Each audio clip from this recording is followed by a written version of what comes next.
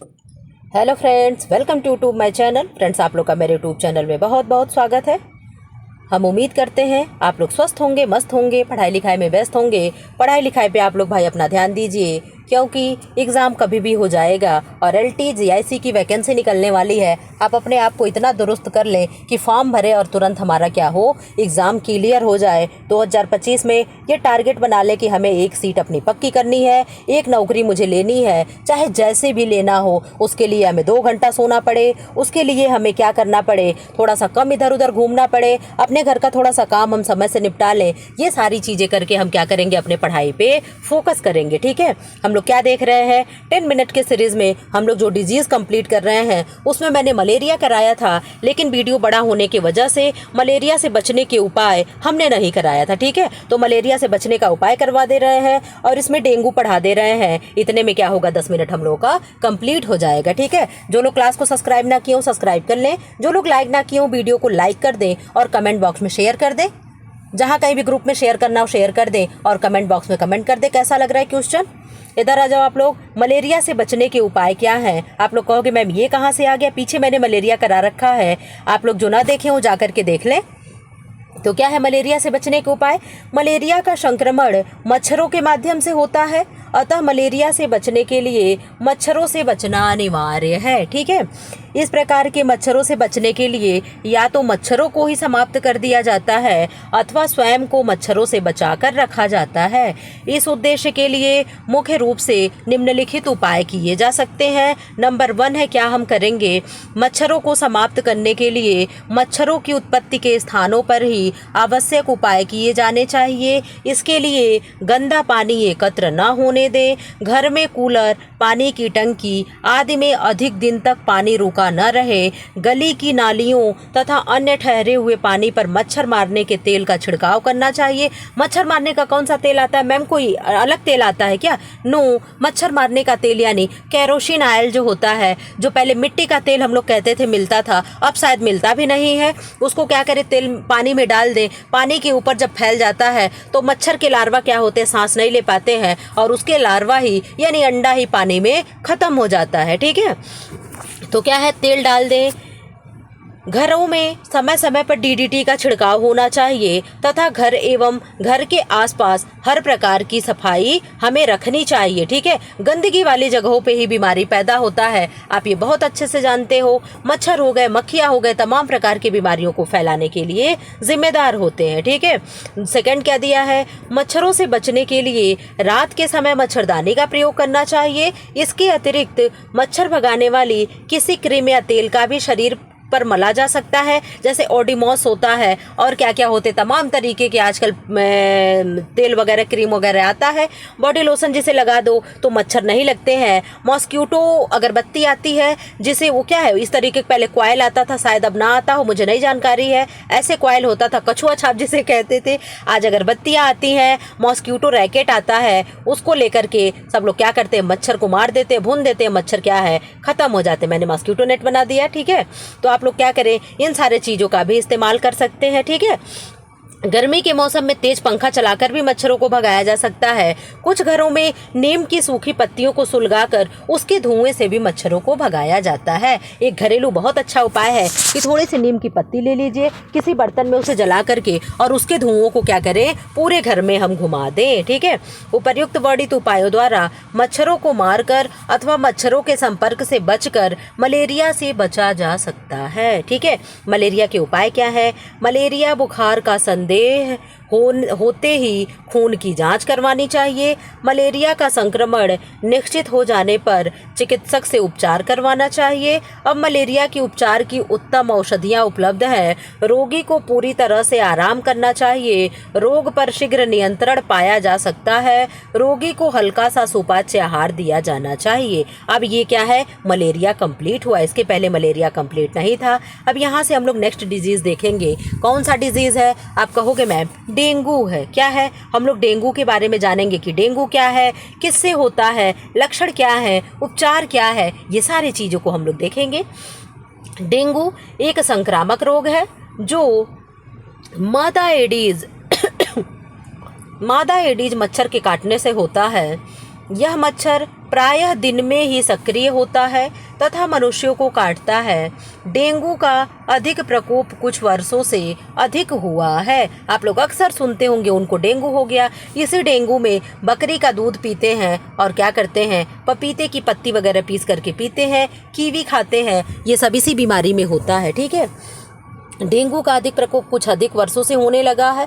हर वर्ष अनेक व्यक्ति इसके शिकार होते हैं। समुचित उपचार न होने की दशा में यह रोग घातक भी सिद्ध होता है। यानी क्या है, यह रोग खतरनाक हो जाता है।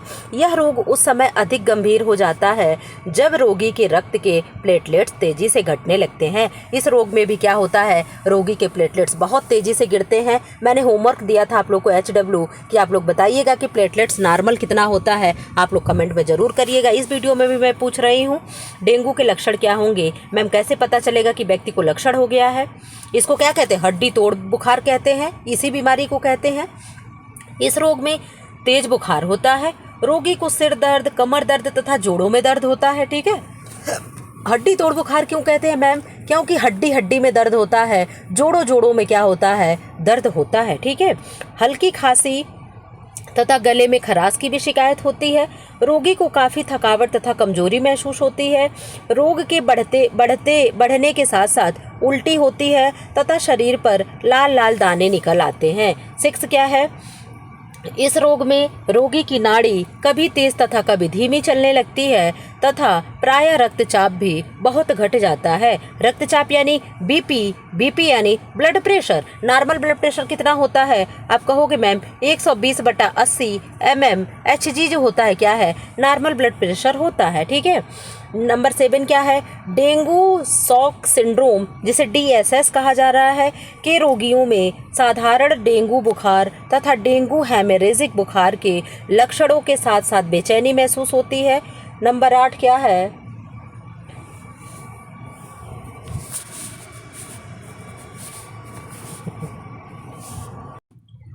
डेंगू हेमोरेजिक बुखार में अन्य लक्षणों के साथ ही साथ रक्त में प्लेटलेट्स की अधिक कमी होने लगती है। इस स्थिति में शरीर में कहीं से भी रक्तस्राव होने लगता है। यह रक्तस्राव दांतों, मसूड़ों से भी हो सकता है तथा नाक, मुंह या मल में भी हो सकता है। डेंगू की गंभीरता क्या है?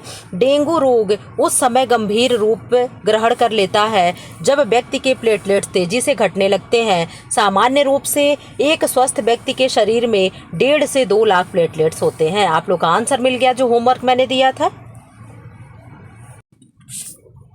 कहाँ तक बताए थे? यदि 1 लाख से कम हो जाए तो रोगी को हॉस्पिटल में भर्ती कराना आवश्यक हो जाता है। ठीक है, क्योंकि इस स्थिति में प्लेटलेट्स चढ़ाने की आवश्यकता होती है। यदि प्लेटलेट्स और घट जाते हैं तो रोगी के शरीर से रक्तस्राव होने लगता है। ऐसे में शरीर के विभिन्न अंगों के फेल हो जाने यानी मल्टी ऑर्गन फेल्योर होने की भी आशंका बनी रहती है। ठीक है, डेंगू से बचने के उपाय क्या हैं, कैसे हम बचेंगे? डेंगू से बचने के लिए आवश्यक है कि मच्छरों से बचाव किए जाए।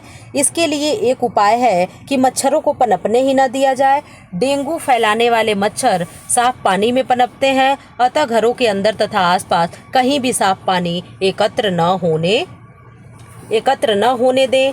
पानी के बर्तनों को ढककर रखना चाहिए। फूलदानों आदि का पानी प्रतिदिन बदलते रहना चाहिए, यानी जो भी फ्लावर पॉट्स हों, गमले हों, उसका पानी प्रतिदिन बदलते रहना चाहिए जो इंडोर में हो। ठीक है, यानी घर के अंदर हो।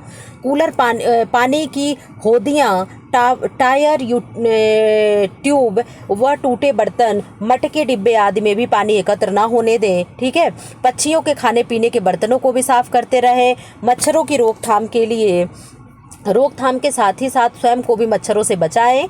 इसके लिए मच्छरदानी का प्रयोग करें तथा मच्छरों को दूर रखने के लिए क्रीम या तेल का इस्तेमाल करें। डेंगू से उपचार के लिए घरेलू उपाय क्या करेंगे आप? घरेलू उपाय में क्या करेंगे?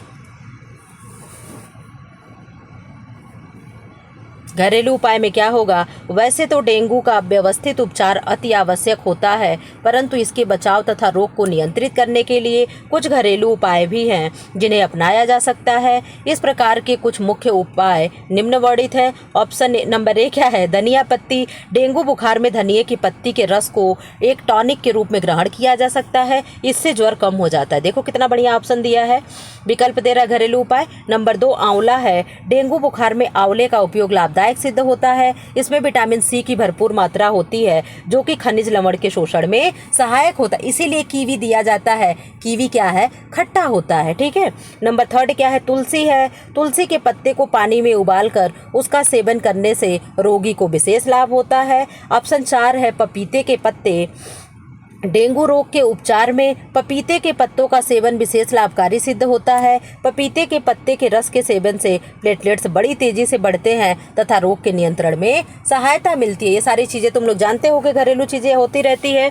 बकरी का दूध क्या है, बकरी का दूध आप लोग सॉरी मेरे मुंह से तुम निकल जा रहा होगा तो इसके लिए मुझे माफ़ करिएगा, क्योंकि मेरा स्कूल खुल चुका है, मेरी आदत गई है बिगड़, ठीक है।